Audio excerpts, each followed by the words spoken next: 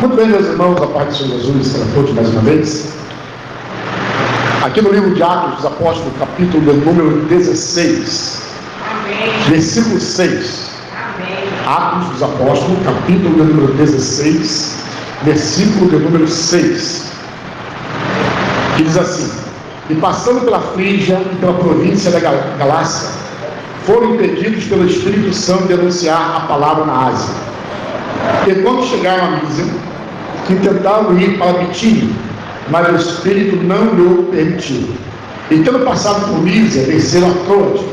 E Paulo teve de noite uma visão e que se apresentou um homem da Macedônia e lhe rogou, dizendo: passa a Macedônia e ajuda-nos. E logo depois desta visão, procuramos partir para a Macedônia, concluindo que o Senhor nos chamava para lhes anunciar o Evangelho. Amém? Até aqui. Amados irmãos, na verdade essa passagem, essa passagem é uma passagem que eu estava meditando na segunda-feira, né? Eu até pensei em colocar na nossa meditação diária. Obrigado. Mas só que vai ser uma passagem que ela requer mais cuidado para nós falarmos sobre ela. Essa passagem ela trata da segunda viagem missionária do apóstolo Paulo. O apóstolo Paulo, aqui no capítulo de número 15, salvo engano, 15, Paulo, juntamente com Barnabé, eles propõem no seu coração fazer essa segunda viagem missionária para confirmar a fé dos irmãos que já havia, sido pregado o Evangelho na primeira viagem. E aí, apóstolo Paulo, ele tem um desentendimento com Barnabé, por causa de Marcos Paulo. E aí, Barnabé toma um rumo e Paulo toma outro, juntamente com Silas. Depois eles encontram Timóteo, e eles circuncidam Timóteo por causa dos judeus. Obrigado, meu. Por causa dos judeus.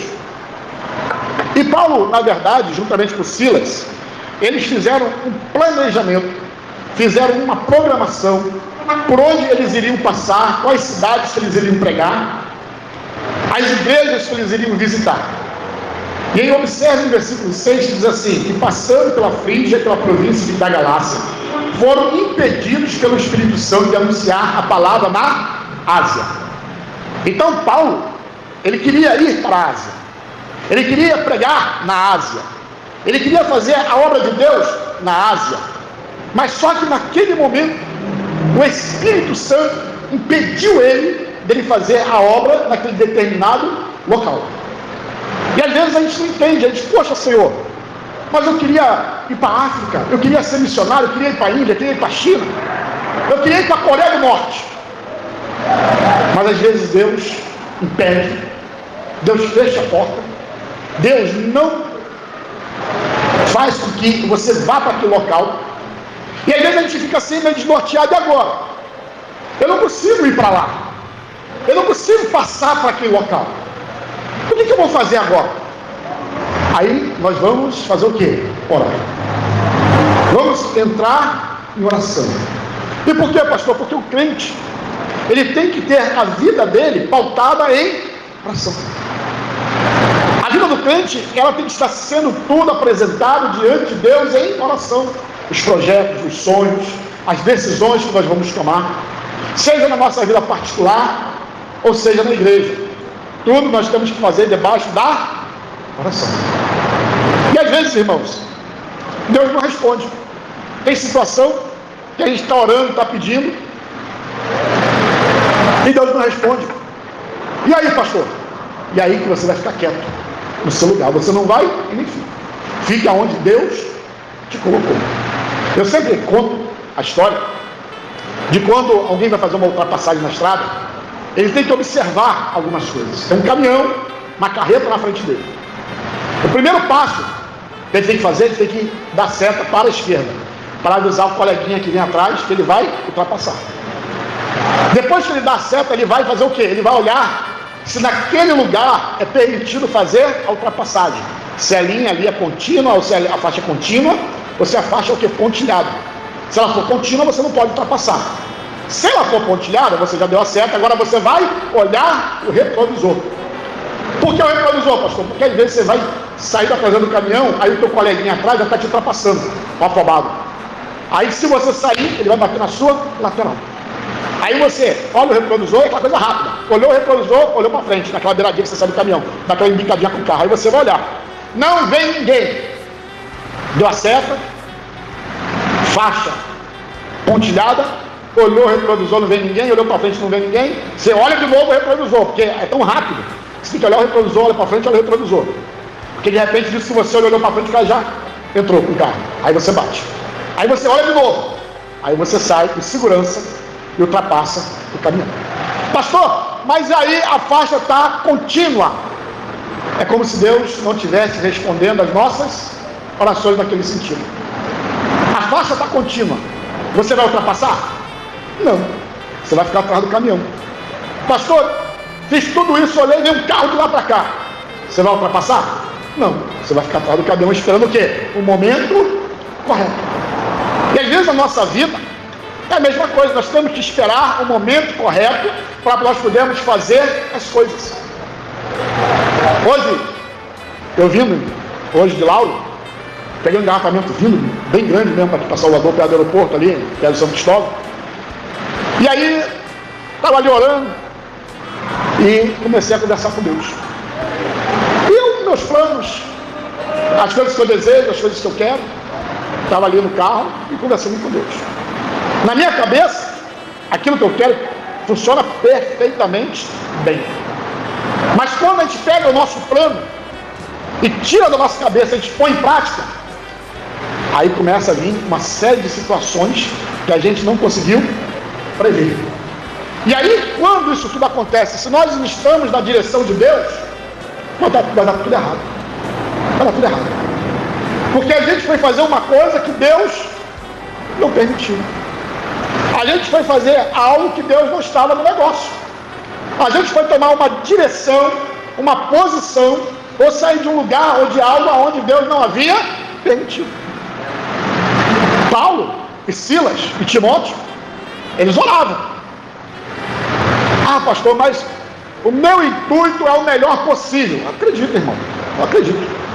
Eu quero fazer o melhor para a obra de Deus. Eu acredito, creio. Mas só que às vezes aquele melhor que você quer fazer para a obra de Deus não é o que Deus quer que você faça. Não é o que Deus quer que você venha se empenhar para fazer. Imagine, eu amanhã ou depois vou assim, olha, eu vou cantar, eu vou virar um cantor assim, tipo Zé de Paula, é Marco Antônio que toca lá o piano, vou virar um cantor desse. Pego lá meu dinheiro suado lá, gravo lá 1000 CD para vender. O que vai acontecer? Se alguém comprar, vai ser com pena, com misericórdia. Porque vai ficar, cantor todo desafinado, né? O cara vai cantar para ajudar. Vai comprar um CD lá para ajudar, com pena de mim. E por quê? Porque Deus não me chamou para cantar. Mas o meu intuito não é bom? Eu não quero cantar, não quero alegrar o povo, não quero adorar a Deus, não quero exaltar o nome do Senhor. Não é bom o intuito? O intuito é bom. Mas é o que Deus quer na minha vida? Não. Porque se Deus fizesse na minha vida, eu já tinha nascido igual passarinho, cantando, para amar a vida. Já viu? Tem criança com 2 anos, 3 anos, que a criança pega, a criança canta, né? Que é um espetáculo. É dom de Deus. Nasceu com dom. E ali, meu amigo, botou a vida no altar, oportunidade certa que Jesus dá, é só glória e sucesso, para a honra e glória do nome do Senhor Jesus. Então a intenção de Paulo, atravessar a Macedônia e ir lá para a Ásia, era a melhor possível. Eu vou pregar lá, vou ver os irmãos lá, nós vamos abrir novas igrejas, vai ser uma bênção. Mas é o que Deus queria? Não, não era o que Deus queria. E aí começou a surgir uma série de empecilhos. E a gente tem que tomar cuidado em termos dessa visão espiritual, que quando a gente quer fazer alguma coisa e está tudo dando errado, cuidado. Porque às vezes é Deus dando aquela freada, aquela brecada, como diz o povo aí, né? Nós breca, mas não capota, né? Mas dando aquela brecada, aí de você capotar, você, ops, vou me segurar aqui, porque Deus não está permitindo de eu poder ir além. Aí quando a gente entra naquilo que Deus determina, aí acontece como diz aqui no versículo 9, que Paulo de noite teve uma visão, e que se apresentou um homem da Macedônia e lhe rogou dizendo: passa a Macedônia e ajuda-nos.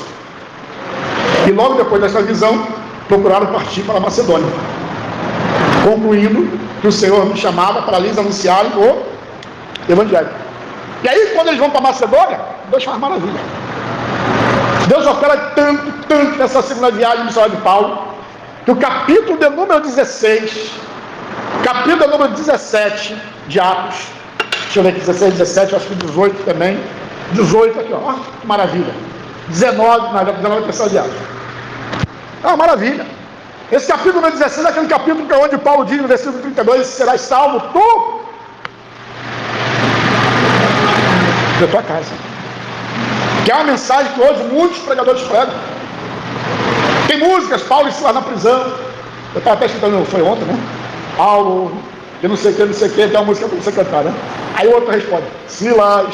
Aí dá para, vamos adorar, nós vamos adorar, né? Aí que você cantar. Olha que maravilha. Como é que Deus marcou a história de Paulo e Silas? Porque unicamente eles tomaram a posição que Deus havia determinado para a vida deles.